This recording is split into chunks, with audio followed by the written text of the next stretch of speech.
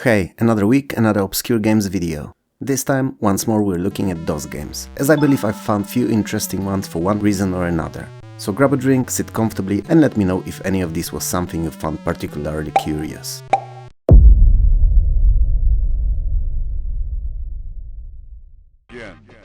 It's an odd way to start, but Battlegraph is not a very good game. In fact, it's adequate at best, perhaps not even that when compared to the likes of Street Fighter 2 or Mortal Kombat. Despite all that, however, it's an interesting title and more importantly a little known one. It's most likely historically the very first versus fighting game to use SVGA graphics. Not in 1997 when it released as full-fledged title, but in 1995 when it was still being sold as shareware game.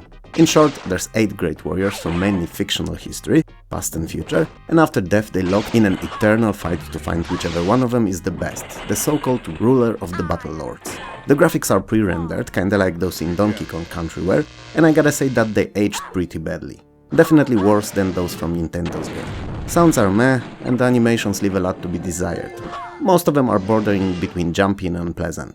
Each of the warriors have their own set of regular attacks and a special one that uses power gems that you can charge up.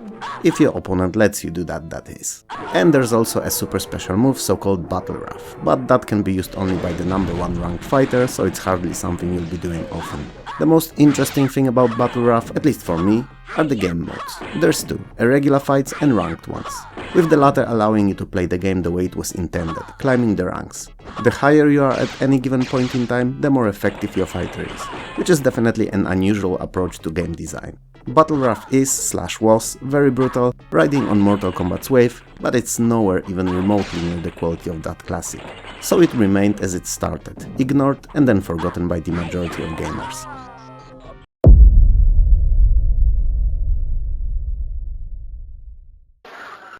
Alien Logic is one of the most unusual role-playing games ever. It is based on obscure sky realms of the Jurun system, which I hope I pronounced correctly, and as that it follows the rules of it to a certain degree. It takes place on a planet Jurun 3,500 years after humanity moved to it, escaping depleted of natural resources and polluted Earth. Most races live on Jurun in peaceful harmony, but the ancient faction of Red Shanta is unhappy with the state of things and takes upon themselves to rid the planet of all humans. You play as a lone survivor of one of the Red Shanta's raids, the only person left standing from your village. The way the game is designed is more akin to an action-adventure title rather than the RPG, and that makes it very unique and interesting.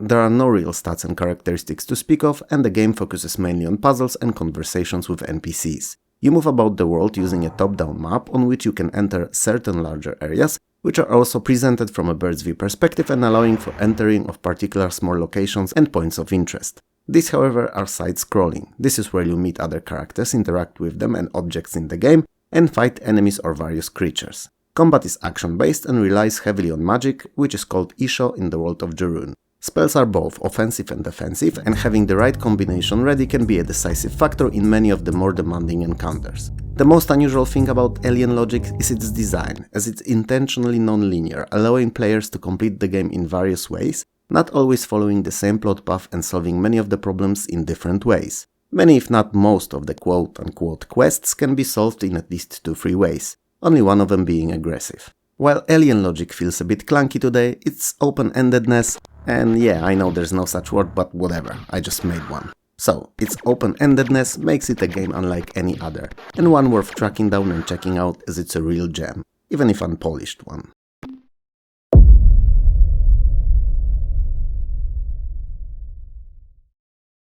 NFL Challenge by XOR Software is a game that one of my viewers mentioned. I'm not sure if he'd like me to reveal his full name in the video, so let's call him Steven, which also happens to be his real first name, so it fits. Anyway, Steven was looking for a game that he remembered from way back and couldn't find.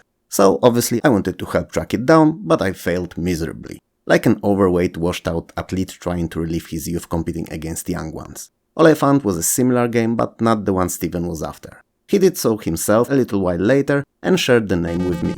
I looked it up and here we are. NFL Challenge is an early American football simulation for 1 or 2 players in which you play as a coach of one of the NFL's teams. And you have to make the right decisions to ensure your team wins. All the offensive and defensive plays that you pick will be acted out by the computer as you take no interactive part in the matches, other than deciding on the strategy, calling out timeouts and dealing with injuries and substitutions. It's an unusual choice, especially for the year when most games were focusing on action. NFL Challenge placed all its bets on strategy, and I suppose it was the right call as it makes for an interesting game. The matches are viewed from overhead perspective, with X's and O's representing players from both teams. Interestingly enough, an easy edit of a text file with rosters allows for creation of new and modification of existing teams and players. In 1985 there weren't many games like that, perhaps none, and to this day even there aren't many either.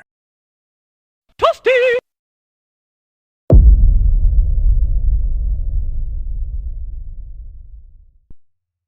Caveman Ugh-Lympics is a Stone Age-themed multi-event sports game for up to 6 players. It is composed out of 6 rather unusual disciplines too. Saber Race, where player races against an opponent, avoiding obstacles and constantly chasing them saber-toothed tiger.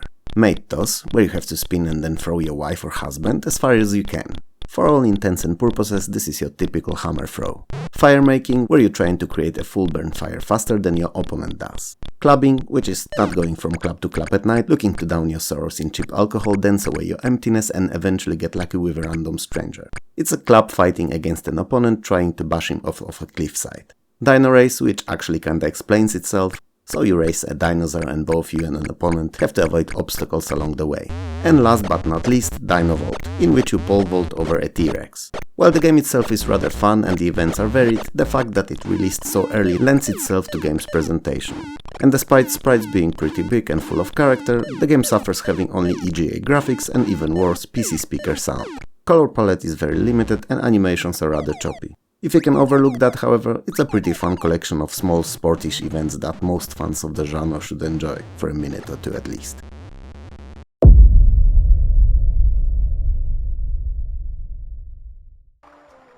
Wolf is part simulation, part role-playing, but full hidden gem that should be more popular than it ever was. In Wolf you're, well, a wolf, and you can either play in a freeform simulation mode where you have to lead your animal throughout its entire life, making sure that it survives unscathed, or in mission mode where you have certain preset conditions and an objective to fulfill. So, you hunt, search for and take mate, and even challenge your packmates. You have few senses that you can utilize to best survive in the wilderness. So hearing, smelling, following tracks and sight. The last one being the obvious one. And you use those to track and detect animals, search for water, or be warned of nearby harbingers of death, so humans. Senses show the rough direction and distance from a detected object or animal and are something you'll learn to rely on. It's worth pointing out that it's best to start with small prey while hunting until your wolf gets stronger, as larger animals can injure it if you're not careful. Injuries heal over time automatically, but only if your wolf is well fed. The pack of wolves you're part of has a natural alpha-beta hierarchy, same as in real life, and you can challenge other wolf in tail-waving minigame to rise within it. When you reach alpha status eventually, you can take opposite sex alpha to mate, and if all goes well, the female will become pregnant. When she gives birth to the cubs, they need to be taken care of for a year, so need to be protected and well fed at all times. When a year finally passes, they grow up and become full-fledged members of your pack. Same as in real life, humans should be avoided at all costs, as they're absolute top of the food chain and can easily kill you or other wolves with just a shot or two. Other than Wolf's next year's successor aptly named Lion, I don't think there are many games that tackle a subject of, well, for the lack of a better word, managing an animal in such great detail. It may not sound like it, but Wolf is really fun, and if you enjoy games that are creatively different, you should give it a go.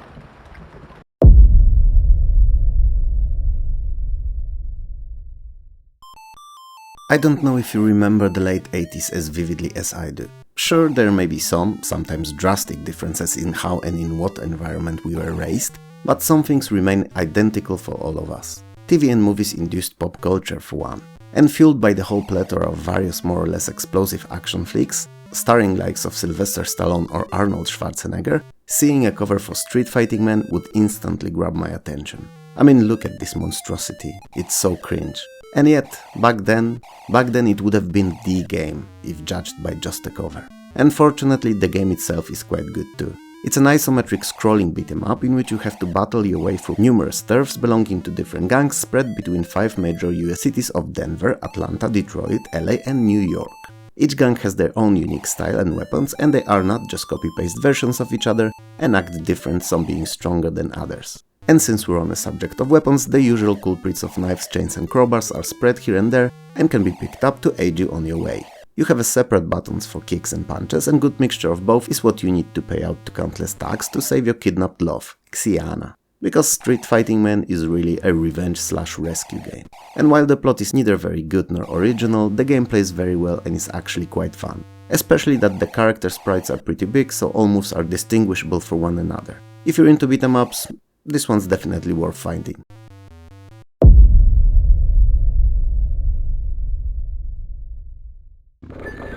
Action Supercross is a precursor, an earlier version or beta event to the later Elastomania. But if you put them side to side, there's no difference, at least none I could find. Maybe it's number of levels, maybe something else, I don't know. But what I do know, that it is super fun. In essence, it's a side-scrolling trial bike obstacle course that uses semi-realistic physics in entirely unrealistic environments. They're so over the top that creating any of this in reality is borderline impossible. I mean, we could in theory sorta have all those ledges attached on one side to the wall, make them extra wide, but what am I even talking about? It's a game, and henceforth it uses game logic, and game logic allows for anything game designer's imagination can spawn. So, Action Supercross is that precisely. Super and full of action on a cross bike. Each next of the 47 levels is more convoluted than the previous, and some of those latter ones seem like little puzzles to figure out before even attempting to complete them. Few may require you hanging by one wheel on certain ledges, others may seek for daredevil-worthy acrobatics, or even smart planning of order in which each parts of the level should be tackled. All that because it's not a racer. You're on a stunt course and have to collect all apples, because they're yummy, juicy and ripe, or for whatever else devs thought was a good reason to do so. But while it sounds simple, it's anything but. I've wasted weeks in Elastomania competing against a friend who sadly by now passed away. But that memory of us trying to figure out the levels and then beat each other's times is what I'm left with. And that's good enough given the circumstances. It's a brilliant little game, and those who never knew it should give it a go, as it's simply put amazing.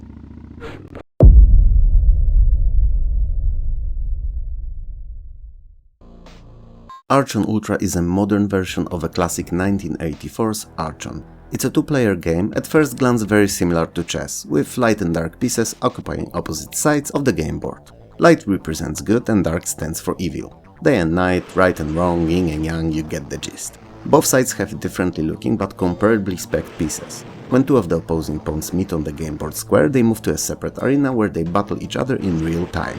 Meaning that while stronger pieces obviously are more likely to win, it is not decided upon entering combat, and skilled player can defeat stronger unit with a weaker one, if he's proficient enough at Archon. It adds a lot to the strategy, as you may feel more comfortable with certain units than others and utilize that skill of yours against opponent's strongest pieces. Mixing a strategy of chess with frantic action-packed shooting/combat was a really fun idea, and one that should have gained more recognition than it did. Perhaps the reason for Archon's obscurity is the fact that it was based on an ancient by then title, and gamers were more into modern first-person shooters like Doom at the time. Or perhaps it was something else. Today, there's no way of telling. Anyway, it may not seem like it on the first glance in such a short video segment, but Archon Ultra is very playable, especially if you can find someone other than the CPU to compete against.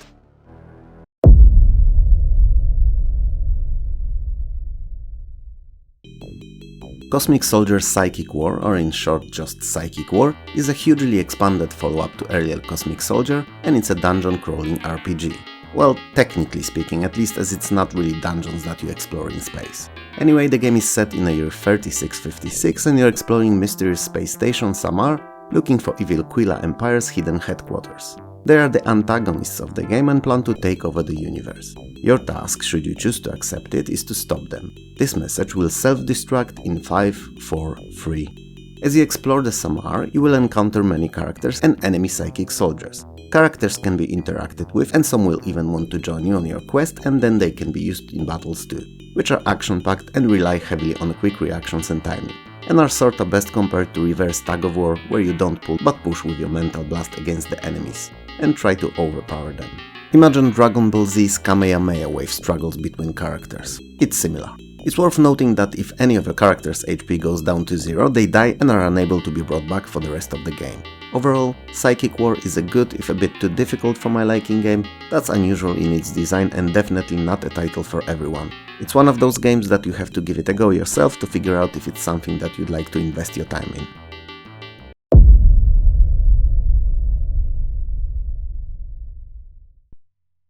EGA Trek is a remake of one of the oldest computer games in existence. Wow, that came out epic. Anyway, I'm obviously talking about Star Trek that ran on huge mainframes in the 70s and 80s. EGA Trek works great on a run-of-the-mill everyday PC but drops the Star Trek naming as clearly in the 80s copyright laws were already in place. Perhaps not yet in the form of the MCA, but still enough for the creators of the game to be fearful of potential lawsuits. It is for all intents and purposes Star Trek, however, and all species, races and ships within it, regardless the changes in their naming, come from the TV series. So the Union, aka Federation, is invaded by the Mongols and Vandals, so Klingons and Romulans respectively. And it's up to you to read the known 64 sectors in size universe of the Mongols altogether. Each sector is 8x8 grid containing star bases, planets, suns and friendly and enemy ships. All of the Star Trek tropes like phasers, photon torpedoes, warp drive, dilithium mines, black holes, distress calls, view screens and death rays among others are here, albeit under a bit different names. So if you're a fan of the series, you'll quickly form mind-meld strong connections to what's here is what there, and feel right at home. Your ship produces certain amount of energy, and while it's enough to power most systems when you need them, you have to divide it smartly, and at the time, especially in emergency, you may need more than you'll actually have available. EGA Trek is a fine if very simple looking title having most of its interface entirely in text mode, but those who are fans of the series will find a lot to like here. Those that do not care for Star Trek, however, may not necessarily get drawn to it. I love Star Trek, so any game even remotely based on its ideas instantly gets an additional score point or two in my books. EGA Trek is no different. So, how do you find this second episode of Obscure Those Games? Was the selection interesting? Did any of the games surprise you? Or were they all entirely new to you? Make sure to let me know and come back to watch the next video, in this or any other retro series that I run. If you liked playing those games in the 80s and 90s, hit the like and subscribe buttons below. Over 70% of you are still not subscribed, and if you do, new videos will always pop in your subscriptions box to let you know that they're there. If you believe DOS era was the most epic for gaming, share and comment below. I try to reply to all civilized comments I get, so it's not unusual to find me there talking to you guys in long threads. If you feel like supporting me through Patreon and YouTube memberships, I'm gonna be forever grateful, as it helps me release better content and may in time allow me to replace my editing PC that's on its last legs already. If you can't or don't want to do that, likes and subscribes are great too. Most of all, however, I would like to take a second here and thank all the YouTube Let's Play and Playthrough creators, from whose videos short bits were taken for this one as a video background to my commentary.